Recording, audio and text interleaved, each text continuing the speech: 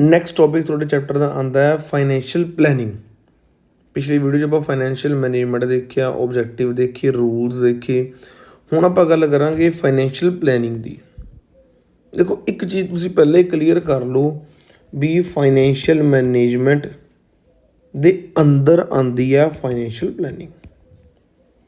ਮਤਲਬ ਜਦ ਤੁਸੀਂ ਕਿਸੇ ਚੀਜ਼ ਬਾਰੇ ਪਲਾਨ ਕਰਨ ਜਾ ਰਹੇ ਹੋ ਵੀ ਅਸੀਂ ਹੁਣ ਅੱਗੇ ਜਾ ਕੇ ਪੈਸਾ ਲੈਣਾ ਕਿੱਥੋਂ ਹੈ, ਲਗਾਉਣਾ ਕਿੱਥੇ ਅਤੇ ਵੰਡਣਾ ਕਿੰਨਾ, ਉਹਦੇ ਵਿੱਚ ਪਲੈਨਿੰਗ ਦੀ ਗੱਲ ਹੋ ਰਹੀ ਹੈ ਪਹਿਲਾਂ ਤਾਂ, ਠੀਕ ਹੈ ਨਾ। ਬਾਅਦ 'ਚੋਂ ਐਗਜ਼ੀਕਿਊਸ਼ਨ ਹੁੰਦਾ। ਰੀਡ ਕਰਕੇ ਦੇਖੋ ਪਹਿਲਾਂ, ਠੀਕ ਹੈ। It means deciding in advance. ਇਹ ਪਹਿਲਾਂ ਐਡਵਾਂਸ ਦੇ ਵਿੱਚ ਸੈੱਟ ਕਰਨਾ, ਮਤਲਬ ਪਲਾਨ ਕਰਨ ਦਾ ਮਤਲਬ ਹਮੇਸ਼ਾ ਐਡਵਾਂਸ 'ਚ ਹੀ ਹੁੰਦਾ ਪਹਿਲਾਂ। ਮਤਲਬ ਕੋਈ ਵੀ ਚੀਜ਼ ਕਰਨ ਤੋਂ ਪਹਿਲਾਂ ਕੋਈ ਪਲੈਨਿੰਗ ਕਰਨਾ, ਉਹਨੂੰ ਆਪਾਂ ਕਹਿੰਦੇ ਹਾਂ ਪਲੈਨਿੰਗ। ਫਾਈਨੈਂਸ਼ੀਅਲ ਪਲੈਨਿੰਗ, ਹੁਣ ਉਹਦੇ ਬਾਰੇ ਆਪਾਂ ਗੱਲ ਕਰਨ ਜਾ ਰਹੇ ਹਾਂ। ਹਾਊ ਮਚ ਟੂ ਸਪੈਂਡ, ਕਿੰਨਾ ਸਪੈਂਡ ਕਰਨਾ। ਵਾਟ ਟੂ ਸਪੈਂਡ, ਕਿਤੇ ਕਰਨਾ। According to the fund at your disposal, ਮਤਲਬ ਕਿੰਨੇ ਕੁ ਪੈਸੇ ਕੋਲ ਹੈਗੇ ਨੇ। It includes determining the amount of finance need, ਕਿੰਨਾ ਪੈਸਾ ਚਾਹੀਦਾ ਹੈ, ਫੰਡ ਦੀ ਲੋੜ ਪਹਿਲਾ। ਦੂਸਰਾ, determine the source of fund, ਕਿੱਥੋਂ ਆਊਗਾ ਫੰਡ ਦਾ ਸਰੋਤ ਕਹਿੰਦੇ ਆ। Make suitable policy for proper utilisation of fund, ਉਹਨੂੰ ਪੈਸੇ ਨੂੰ, ਫੰਡ ਨੂੰ ਦੀ ਸਹੀ ਵਰਤੋਂ, ਸਹੀ ਜਗ੍ਹਾ ਲਗਾਉਣਾ, ਉਹਦੀ ਗੱਲ ਹੋ ਰਹੀ ਹੈ। ਇਹ ਤਿੰਨੇ ਡਿਸੀਜ਼ਨ ਜਦੋਂ ਆਪਾਂ ਲੈਂਦੇ ਹਾਂ ਨਾ, ਸਿਰਫ ਮੈਨੇਜ ਕਰਨ ਦੇ ਵਿੱਚ ਪਲੈਨਿੰਗ ਹੋ ਰਹੀ ਹੈ, ਠੀਕ ਹੈ। ਮੈਂ ਲਗਾ ਨਹੀਂ ਰਿਹਾ ਪੈਸੇ, ਠੀਕ ਹੈ, ਜਸਟ ਪਲੈਨਿੰਗ ਹੋ ਰਹੀ ਹੈ। ਤਾਂ ਫਾਈਨੈਂਸ਼ੀਅਲ ਮੈਨੇਜਮੈਂਟ ਇੱਕ ਵੱਡੀ ਟਰਮ ਹੈ, ਫਾਈਨੈਂਸ਼ੀਅਲ ਪਲੈਨਿੰਗ ਬਹੁਤ ਛੋਟੀ ਟਰਮ ਹੈ। ਤਾਂ ਪੰਜਾਬੀ 'ਚ ਗੱਲ ਸਮਝੋ, ਪੈਸਾ ਚਾਹੀਦਾ ਕਿੰਨਾ, ਠੀਕ ਹੈ। How much money do you need ਜਾਂ finance do you need. Second, ਪੈਸਾ ਆਊਗਾ ਕਿੱਥੋਂ, ਡੈਟ ਤੋਂ ਲੈਣਾ, ਇਕੁਇਟੀ ਤੋਂ ਲੈਣਾ, ਕਿਆ ਸੋਰਸ ਯੂਜ਼ ਕਰਨਾ ਹੈ। ਥਰਡ, ਪੈਸਾ ਆ ਗਿਆ, ਉਹਦੀ ਯੂਟੀਲਾਈਜੇਸ਼ਨ ਕਰਨੀ ਹੈ। ਉਹਦੀ ਕੀ ਕਰਨੀ ਹੈ, ਯੂਟੀਲਾਈਜੇਸ਼ਨ ਕਰਨੀ ਹੈ। ਪ੍ਰੋਪਰ ਯੂਟੀਲਾਈਜੇਸ਼ਨ ਆਫ ਫੰਡ ਕਰਨਾ, ਠੀਕ ਹੈ ਜੀ। ਤਾਂ ਤਿੰਨਾਂ ਦੀ ਗੱਲ ਕਰੀਏ, ਪੈਸਾ ਆਊਗਾ ਕਿੱਥੋਂ, ਪੈਸਾ ਆਉਣਾ ਕਿੰਨਾ, ਆਊਗਾ ਕਿੱਥੋਂ, ਅਤੇ ਯੂਟੀਲਾਈਜ਼ ਕਰਨਾ ਕਿੱਥੇ ਆ। ਇਹਦਾ ਮਤਲਬ ਗੱਲ ਨੂੰ ਸਮਝਣ ਪਿੱਛੇ ਕਰੀਏ, ਆ ਗਿਆ ਪੈਸਾ, ਕਿੰਨਾ ਆਇਆ, ਕਿੱਥੋਂ ਆਇਆ ਅਤੇ ਕਿੱਥੇ ਜਾਣਾ, ਇਹਦੀ ਗੱਲ ਹੋ ਰਹੀ ਹੈ ਬਸ। ਤਾਂ ਕਿੱਥੋਂ ਆਇਆ, ਕਿੰਨਾ ਆਇਆ ਅਤੇ ਕਿੱਥੇ ਜਾਣਾ। ਮਤਲਬ ਇੱਕ ਬੋਲ ਆਈ, ਉਹਨੇ ਟੱਪਾ ਖਾਧਾ, ਅੱਗੇ ਚਲੀ ਗਈ।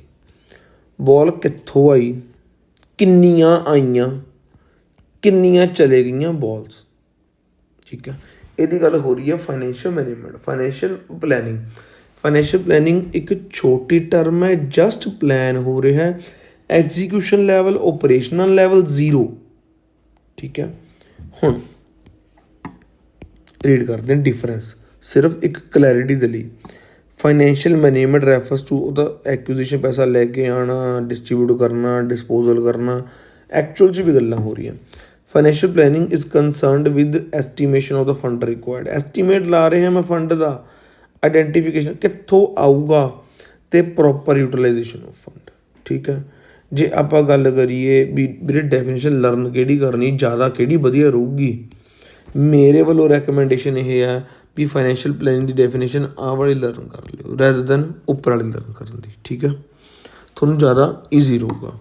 ਅਤੇ ਫਾਈਨੈਂਸ਼ੀਅਲ ਪਲੈਨਿੰਗ ਇੱਕ ਨੈਰੋ ਕੰਸੈਪਟ ਹੈ, ਫਾਈਨੈਂਸ਼ੀਅਲ ਮੈਨੇਜਮੈਂਟ ਇੱਕ ਵਾਈਡਰ ਕੰਸੈਪਟ ਹੈ। ਰੀਜ਼ਨ ਮੈਂ ਪਹਿਲੇ ਹੀ ਦੱਸਤਾ, ਫਾਈਨੈਂਸ਼ੀਅਲ ਮੈਨੇਜਮੈਂਟ ਦੇ ਅੰਦਰ ਫਾਈਨੈਂਸ਼ੀਅਲ ਪਲੈਨਿੰਗ ਆਉਂਦੀ ਹੈ।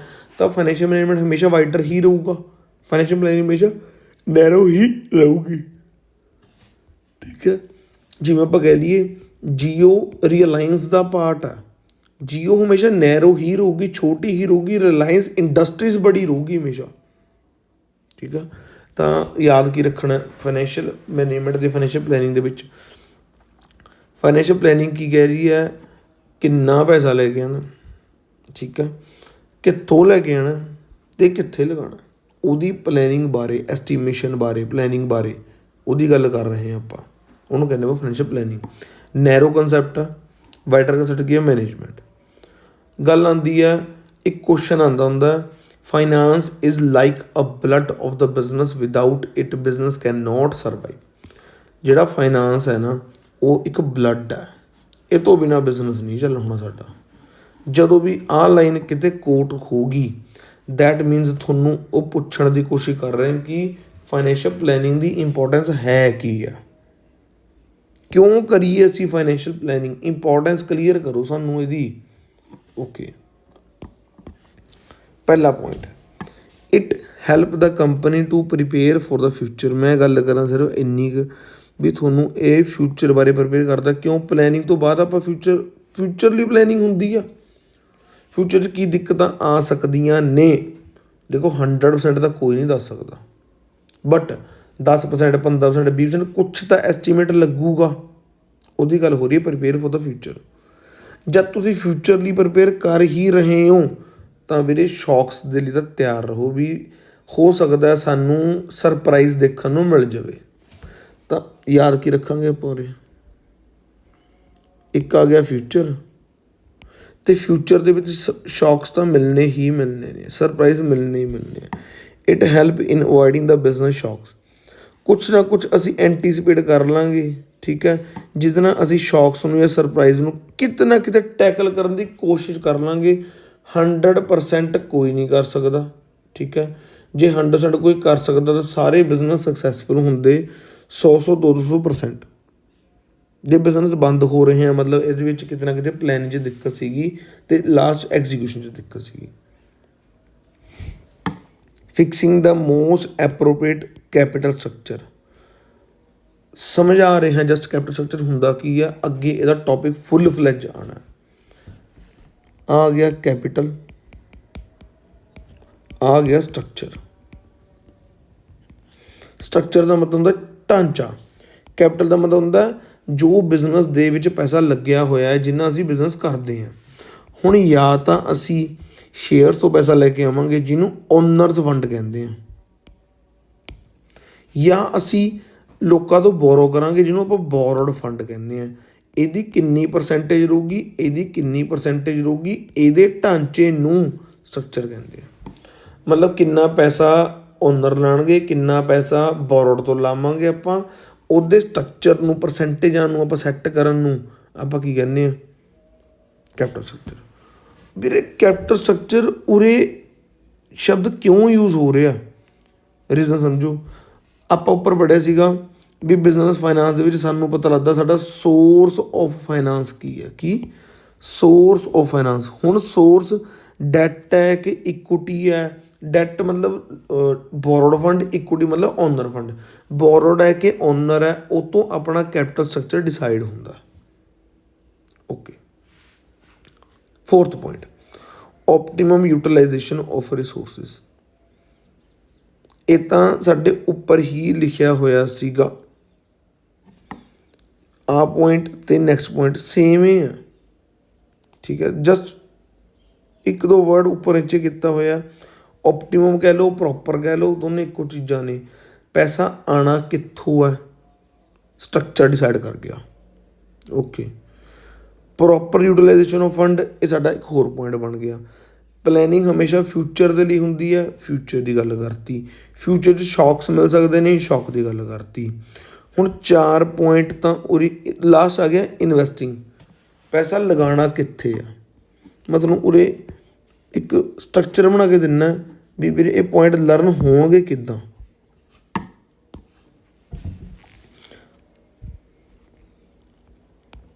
ਪਲੈਨਿੰਗ ਹਮੇਸ਼ਾ ਫਿਊਚਰ ਲਈ ਹੁੰਦੀ ਹੈ ਅਤੇ ਫਿਊਚਰ 'ਚ ਸਾਨੂੰ ਸ਼ੌਕਸ ਮਿਲ ਸਕਦੇ ਆ, ਠੀਕ ਹੈ ਜੀ। ਇੱਕ ਤਾਂ ਹੋ ਗਿਆ ਇਹ।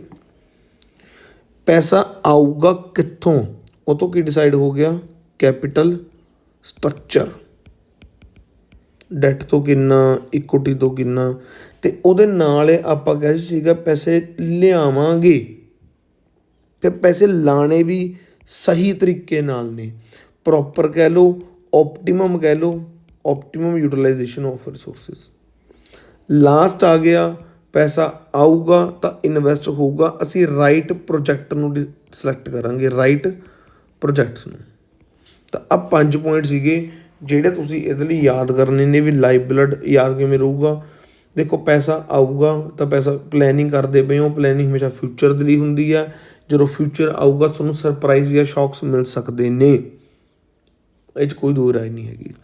ਤੀਸਰਾ, ਤੁਹਾਡਾ ਕੈਪੀਟਲ ਸਟਰਕਚਰ ਡੈਟ ਤੋਂ ਕਿੰਨਾ ਆਉਣਾ, ਇਕੁਇਟੀ ਤੋਂ ਕਿੰਨਾ ਆਉਂਦਾ, ਇਹਦੇ ਬਾਰੇ ਪਤਾ ਲੱਗ ਜਾਂਦਾ ਹੈ। ਅਤੇ ਪੈਸੇ ਆਏ ਹੋਏ ਨੂੰ ਚੰਗੀ ਤਰ੍ਹਾਂ ਯੂਜ਼ ਕਰਨਾ ਹੈ ਅਤੇ ਸਹੀ ਜਗ੍ਹਾ ਇਨਵੈਸਟ ਕਰਨਾ। 5 ਪੁਆਇੰਟ ਨੇ ਜਿਹੜੇ ਤੁਸੀਂ ਫਾਈਨੈਂਸ਼ੀਅਲ ਪਲੈਨਿੰਗ ਲਈ ਲਰਨ ਕਰਨੇ ਆ। ਗੱਲ ਕਰੀਏ ਇਸ ਟੌਪਿਕ ਦੇ ਕਰਕਸ ਦੀ, ਤਾਂ ਕਰਕਸ ਇਹ ਬਣਦਾ ਪਿਆ ਵੀ ਪਹਿਲਾਂ ਤਾਂ ਫਾਈਨੈਂਸ਼ੀਅਲ ਮੈਨੇਜਮੈਂਟ ਜਿਹੜਾ ਹੈਗਾ ਵੱਡੀ ਟਰਮ ਹੈ, ਫਾਈਨੈਂਸ਼ੀਅਲ ਪਲੈਨਿੰਗ ਛੋਟੀ ਟਰਮ ਹੈ। ਸਾਨੂੰ ਫਾਈਨੈਂਸ਼ੀਅਲ ਪਲੈਨਿੰਗ ਦੱਸਦੀ ਹੈ ਪੈਸਾ ਚਾਹੀਦਾ ਕਿੰਨਾ ਹੈ, ਪੈਸਾ ਆਊਗਾ ਕਿੱਥੋਂ ਅਤੇ ਪੈਸਾ ਲਗਾਉਣਾ ਕਿੱਥੇ ਹੈ, ਚੰਗੀ ਤਰ੍ਹਾਂ ਯੂਜ਼ ਕਰਨਾ ਹੈ। ਠੀਕ ਹੈ, ਪਲੈਨ ਕਰਨ ਜਾ ਰਹੇ ਹੋ, ਠੀਕ ਹੈ, ਫਿਊਚਰ ਲਈ ਪਲੈਨਿੰਗ ਆ, ਫਿਊਚਰ 'ਚ ਸਰਪ੍ਰਾਈਜ਼ ਵੀ ਮਿਲ ਸਕਦਾ ਸਾਨੂੰ। ਅਤੇ ਕਿੰਨੇ % ਰੈਂਟ ਤੋਂ ਪੈਸਾ ਲੈਣਾ, ਕਿੰਨੇ % ਇਕੁਇਟੀ ਤੋਂ ਪੈਸਾ ਲੈਣਾ, ਇਹਦੀ ਗੱਲ ਹੋ ਰਹੀ ਹੈ। ਅਤੇ ਪੈਸੇ ਨੂੰ ਚੰਗੀ ਤਰ੍ਹਾਂ ਯੂਜ਼ ਕਰਨਾ ਹੈ, ਰਾਈਟ ਜਗ੍ਹਾ 'ਤੇ ਪੈਸਾ ਲਾਉਣਾ ਹੈ। ਪਿਛਲੇ ਵੀਡੀਓ ਦੀ ਰਿਵੀਜ਼ਨ ਦੀ ਗੱਲ ਕਰੀਏ, ਉਹਦੇ ਵਿੱਚ ਸੀਗਾ ਆਪਣਾ ਕੀ ਫਾਈਨੈਂਸ਼ੀਅਲ ਬਿਜ਼ਨਸ ਫਾਈਨਾਂਸ, ਉਹ ਪੈਸਾ ਜਿਹੜਾ ਬਿਜ਼ਨਸ ਨੂੰ ਚਲਾਉਣ ਲਈ ਚਾਹੀਦਾ। 3 ਕੰਮ ਕਰਨੇ ਨੇ ਮੈਨੇਜਮੈਂਟ 'ਚ, ਪੈਸਾ ਐਕੁਜ਼ੀਸ਼ਨ ਲੈ ਕੇ ਆਉਣਾ, ਪੈਸਾ ਯੂਟੀਲਾਈਜੇਸ਼ਨ ਇਨਵੈਸਟ ਕਰਨਾ, ਅਤੇ ਕਮਾ ਕੇ ਕੁਛ ਪੈਸਾ ਡਿਵੀਡੈਂਡ ਦੇ ਤੌਰ 'ਤੇ ਸ਼ੇਅਰ ਹੋਲਡਰਸ ਨੂੰ ਵਾਪਸ ਕਰਨਾ। ਉਹ ਤੋਂ ਆਉਂਦਾ ਆਪਣਾ ਫਾਈਨੈਂਸ਼ੀਅਲ ਪਲੈਨ ਦਾ ਓਬਜੈਕਟਿਵ ਕੀ ਹੈ। ਫਾਈਨੈਂਸ਼ੀਅਲ ਪਲੈਨ ਦਾ ਓਬਜੈਕਟਿਵ ਹੈਗਾ ਆਪਣਾ ਵੈਲਥ ਮੈਕਸੀਮਾਈਜੇਸ਼ਨ, ਵੀ ਆਪਾਂ ਆਉਣ ਵਾਲੇ ਸਮੇਂ ਦੇ ਵਿੱਚ ਵੈਲਥ ਮੈਕਸੀਮਾਈਜ਼ ਕਰਨੀ ਹੈ। ਵੈਲਥ ਮੈਕਸੀਮਾਈਜ਼ ਦਾ ਮਤਲਬ ਹੈਗਾ increase in the price of the shares, ਜਾਂ ਸ਼ੇਅਰ ਹੋਲਡਰਸ ਦੇ ਸ਼ੇਅਰ ਦੇ ਪ੍ਰਾਈਸ ਨੂੰ ਵਧਾਉਣਾ। ਅਤੇ ਇਸ ਤੋਂ ਬਾਅਦ ਜੇ ਮੈਂ ਗੱਲ ਕਰਾਂ ਰੂਲ ਦੀ ਇੰਪੋਰਟੈਂਸ ਦੀ, ਫਾਈਨੈਂਸ਼ੀਅਲ ਮੈਨੇਜਮੈਂਟ ਦੇ 5 ਪੁਆਇੰਟ ਕੱਢੇ ਸੀ। ਫਿਕਸ ਐਸਟ ਬਾਰੇ ਪਤਾ ਲੱਗਦਾ, ਕਰੰਟ ਐਸਟ ਬਾਰੇ ਪਤਾ ਲੱਗਦਾ, P&L ਬਾਰੇ ਪਤਾ ਲੱਗਦਾ, ਸ਼ਾਰਟ ਟਰਮ ਦੇ ਬਾਰੇ ਪਤਾ ਲੱਗਦਾ, ਲੌਂਗ ਟਰਮ ਦੇ ਬਾਰੇ ਪਤਾ ਲੱਗਦਾ, ਡੈਟ ਤੋਂ ਕਿੰਨਾ ਪੈਸਾ ਲੈਣਾ, ਇਕੁਇਟੀ ਤੋਂ ਕਿੰਨਾ ਪੈਸਾ ਲੈਣਾ। ਆਹ 5 ਉਂਗਲੀਆਂ ਬਣਾਈਆਂ ਸੀਗੀਆਂ ਆਪਾਂ। ਆਪਣੇ 2 ਟੌਪਿਕ ਕਵਰ ਹੋ ਗਏ, ਫਾਈਨੈਂਸ਼ੀਅਲ ਮੈਨੇਜਮੈਂਟ ਦੀ ਡੈਫੀਨੇਸ਼ਨਸ ਹੋ ਗਈਆਂ, ਇੰਪੋਰਟੈਂਸ ਹੋ ਗਈ, ਫਾਈਨੈਂਸ਼ੀਅਲ ਪਲੈਨਿੰਗ ਬਾਰੇ ਗੱਲਾਂ ਹੋ ਗਈਆਂ, ਫਾਈਨੈਂਸ਼ੀਅਲ ਪਲੈਨਿੰਗ ਦੀ ਇੰਪੋਰਟੈਂਸ ਹੋ ਗਈ।